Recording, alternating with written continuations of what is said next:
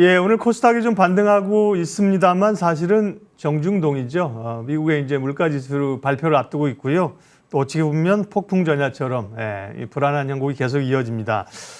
최근에 주가 급락 이유는 무엇인가? 어떻게 이 어려운 상황을 돌파할 수 있을까? 오늘 좀 시장 진단하는 시간 특별히 마련했는데요. 에이블 에셋 유강희 대표님 오셨습니다. 어서 오십시오. 네, 안녕하세요. 네.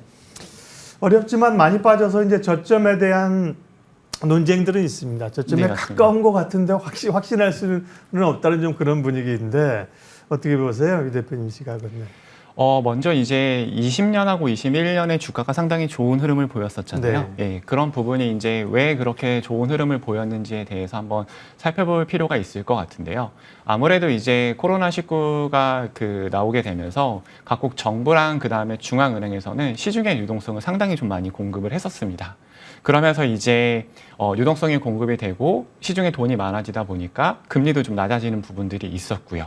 그런데 아무래도 이제 은행에 예금을 맡겨도 생각보다 이자가 조금 더 낮게 나오거나 이런 부분들이 있다 보니까 안정적으로 투자하셨던 분들도 역시 이제 위험 자산에 대한 선호가 좀 증가하게 됐었고, 이렇게 되면서 이제 뭐 동학개미, 서학개미라고 하는 개인 투자자분들이 좀 많이 늘어나면서 신규 투자가 많이 주식시장에 들어왔었는데요. 지금 흐름은 이제 좀 완전히 반대로 움직이고 있는 흐름이라고 보셔야 될 것 같습니다. 일단 금리가 인상되게 되면은 안전자산에 대한 선호 현상이 조금 더 증가할 수밖에 없을 것 같은데요. 이거를 이제 기업 입장과 투자자 입장에서 좀 접근을 해보는 게 필요할 것 같습니다. 먼저 이제 기업 입장에서 좀 살펴본다라고 하면은 물가가 상승을 하게 되면은 각국의 중앙은행들 입장에서는 상승하고 있는 물가를 잡기 위해서 기준금리를 인상을 할 수밖에 없습니다. 기준금리를 인상을 한다라고 하면은 아무래도 기업 입장에서는 이자 부담이 생길 수밖에 없을 것 같은데요. 보통 기업에서 이제 자금을 마련을 하는 방법으로 첫 번째로는 이제 유상증자를 활용하는 방법도 있고, 이제 두 번째로는 은행에 대출을 받거나 아니면은 세 번째로는 회사채를 발행을 하는데, 기준금리가 인상이 되게 되면은 회사채 발행한 금리를 더 높게 발행을 하고 대출 이자도 증가하기 때문에 기업의 수익성에 좀 안 좋은 영향을 미칠 수가 있습니다. 이런 부분들이 좀 반영이 되면서 기술주를 중심으로 해서 주가가 좀 하락하는 영향을 미치는 부분도 있고요. 그리고 이제 투자자 입장에서 보면은 금리가 인상이 된다라고 하면은 안전자산에 대한 선호 현상이 좀 더 높아질 수밖에 없습니다. 왜냐하면은 3% 정도의 예전보다 좀 더 높은 3% 정도의 이자율을 준다라고 하면은 굳이 시장의 변동성이 큰 상황에서 주식시장에 투자를 하기보다는 좀 더 안정적인 예금이나 적금 혹은 채권에 대한 투자가 늘어날 수 있기 때문에 이런 부분들이 안전자산에 대한 선호 현상이 늘어나게 되면은 위험자산 선호 현상은 좀 더 반대로 감소하겠죠. 이렇게 되면 아무래도 이제 저가 매수할 수 있는 유동성들이 좀 줄어들게 되면서 이 부분도 조금 시장에 안 좋은 영향을 미칠 수 있을 것 같고요. 그리고 무엇보다 이제 코스피에서 외국인들 매도세가 지금 계속되고 있는 상황입니다. 외국인들 매도세가 계속되고 있는데 코스피 기준으로 했을 때 외국인 지분율이 지금 30% 정도로 2010년 이후 지금 최저치를 기록을 하고 있습니다. 이렇게 좀 외국인들이 이탈이 발생하는 이유는 제 생각에는 이제 환율 급등이 좀 큰 영향을 미치고 있는 것 같고요. 물론 이제 우리나라 증시, 우리나라 기업들 같은 경우에 실적이 상당히 좋게 나오고 있는 부분들은 있지만 아무래도 지금 무역 수지가 적자가 나고 있고 그 다음에 미국의 기준금리가 인상이 되고 있기 때문에 외국인 투자자들의 자금 이탈은 어느 정도 지금 계속될 것으로 예상이 되고 있고요. 그리고 이제 마지막으로 단기적으로 좀 급락을 했기 때문에 기술적 반등이 나올 수 있는 가능성은 있다라고 생각을 하고 있습니다. 네. 하고 있는데 아무래도 이제 앞서 설명드린 것처럼 금리가 인상이 되게 되면은 시중의 유동성이 좀 줄어들게 되고, 그렇게 되면 이제 단기 반등은 있을 수 있지만 이게 추세적으로 반등을 할 수 있을지에 대한 것들은 좀 고민이 필요한 시기인 것 같고요. 그리고 이제 1차 추가 매수를 하실 경우에 1차 타이밍은 이제 11일에 발표되는 소비자 물가 지수를 좀 체크를 하시거나 아니면 이제 2차 매수를 좀 준비를 하시는 분들 입장에서는 6월에 이제 FOMC 회의 결과를 보고 접근을 하시는 게 필요할 것 같고요.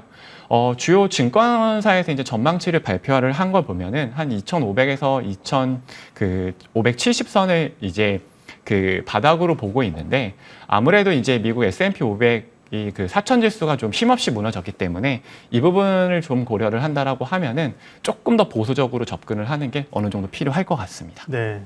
그래서 쭉 현실 지금 장들을 예리하게 분석을 해주셨는데 유강희 대표님 생각은 어쨌든 간에 반등 정도는 올 수 있지만 강한 상승 이런 거 좀 기대하기는 좀 어렵다. 바닥을 좀 더 다지는 기간이 필요하다 이런 시각이시죠? 예, 맞습니다. 네. 네. 당장 이제 지난주는 FOMC가 있었고요. 그 오히려 이제 기대감으로 반영하지 못하면서 후폭풍이 좀 있는 거고 이제 오늘 우리는 내일 알게 되죠. 미국 이제 4월 CPI 소비자 물가 지수를 보게 되는데요. 물가에 대한 부담들을 조금 덜 수 있을까요? 어떻게 보세요? 일단 4월 소비자 물가 지수 같은 경우에는 전년 동월 대비해서 한 8.1% 정도를 시장에서 예상을 하고 있는데요. 네. 3월 소비자 물가 지수가 이제 8.5%가 나오게 되면서 역대 최고치를 기록을 했었습니다. 그거에 비해서 조금 이제 낮은 수치를 예상을 하고 있는데, 미국에서 이제 물가가 많이 올랐던 이유를 좀 살펴보게 되면은 가장 크게 영향을 미쳤던 두 가지가 이제 중고차 가격과 그 다음에 유가의 흐름이었습니다. 그래서 이제 이 두 가지를 좀 체크를 하는 게 필요할 것 같은데요. 첫 번째로는 미국의 중고차 수요 같은 경우에는 좀 하향 안정세를 보이고 있습니다.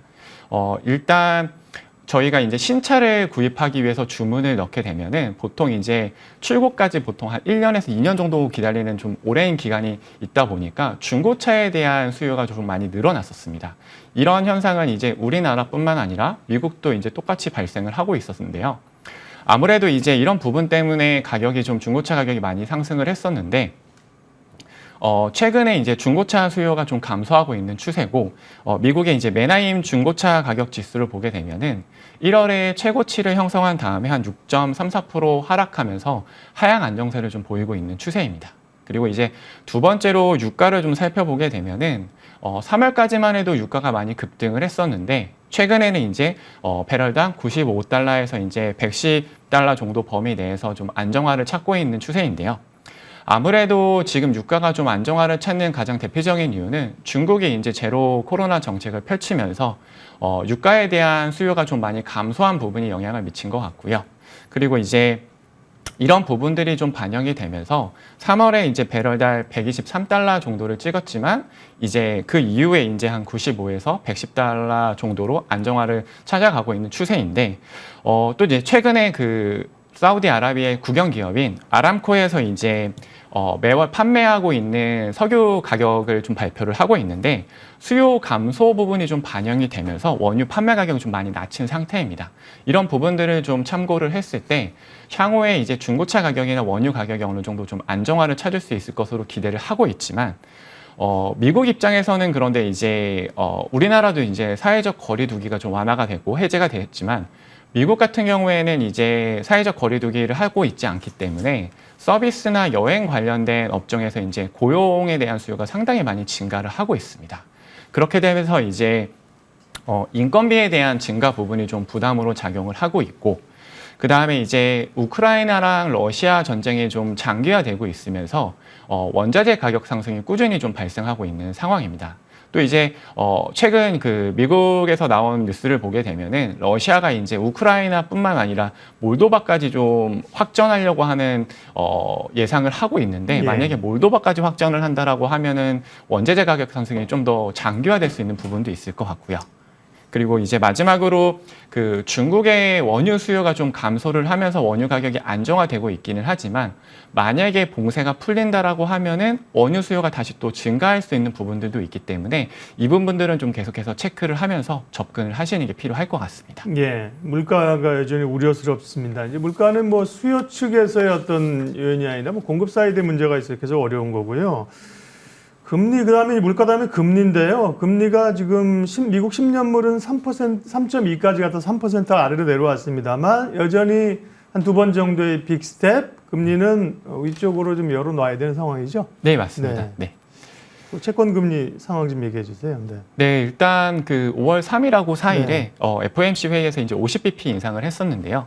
이제 시장에서는 사실 자이언트 스텝이라고 하는 75bp 인상 이야기까지 나왔었습니다. 그런데 아무래도 이제 패드 입장에서는 75bp를 인상을 했을 때 시장의 충격이 좀 어느 정도 우려되는 부분들이 있었기 때문에 50bp 인상을 하는 것으로 결론을 지었는데 그리고 그 회의 이후에 이제 75bp 인상은 앞으로 계획에 있지 않다라고 발표를 했었습니다. 이런 이야기가 나오면서 이제 시장에서는 호재로 생각을 하면서 당일날 주가가 좀 반등을 하는 모습을 보였었는데 하루가 지나고 나서 이제 시장에서는 이런 고민을 좀 한 것 같습니다. 이제 22년 만에 물가를 잡기 위해서 50bp를 인상을 했지만 41년 만에 최고치를 기록한 소비자 물가 지수인데 과연 50bp 정도로 물가를 잡을 수 있을까에 대한 좀 의문이 발생을 하면서 네. 시장이 좀 급락하는 모습을 보였었고요.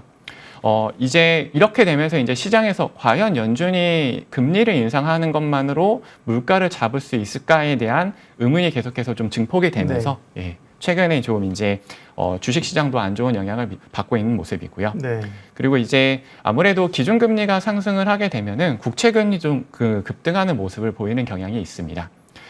이제 인플레이션의 원인을 좀 살펴보게 되면은 수요 증가의 원인도 네. 있고 가격 상승의 원인도 있는데 네. 지금은 이제 수요 증가보다는 원재재 가격 상승에 네. 따른 그 가격 상승이 조금 더 큰 영향을 미치고 있는 것 같고요. 알겠습니다. 그 부분 네. 조금 죄송하지만 마무리할게요. 네네. 시간이 저희 코너에 이제 아직 저희가 합이 잘 안 맞고 네네. 앞에서 시간이 좀 밀려가지고요. 네네. 시간이 좀 제한된 시간이 다 썼어요. 그래서 결론은 들어야 되니까 어쨌든 불안정한 시장에서 어떻게 포트폴리오 전략을 가져가면 되는지 전략만 간략하게 좀 오늘은 마무리해 주십시오. 네, 아무래도 이제 시장 변동성이 커질 때는 네. 그 배당주에 대한 관심이 높아질 수밖에 없고요. 네. 그 중에서도 이제 은행주에 대한 관심을 좀 갖는 게 필요한 시기일 것 같습니다. 예. 그리고 이제 새 정부 들어서도 이제 대출 규제를 좀 완화하면서 예대 마진에 대한 그런 매출들이 좀 많이 발생할 수 있는 부분들도 있기 때문에 조금 안정적으로 다가갈 수 있는 은행주에 대한 관심을 좀 가져보시는 게 필요한 네. 시기인 것 같습니다. 은행주 탑픽은 그러면 대형사들 KB나 하나, 신한 쪽입니까? 네, 최근에 이제 자사주 소각을 발표했었던 지금 말씀하셨던 좀 대형주 위주로 접근을 하시면은 네, 아무래도 주주 환원 정책을 할 수 있는 여력들이 많은 회사들이기 때문에 그 부분으로 좀 접근을 하시는 게 필요할 것 같습니다. 네. 어려운 시장 상황, 시장 진단. 오늘은 에이블에셋 유강희 대표님 함께 했는데요. 예. 준비하신 내용을 다 못 들어서 나중에 기회 될 때 다시 좀 변수 점검하도록 하겠습니다. 유강희 대표님 고맙습니다. 네, 감사합니다.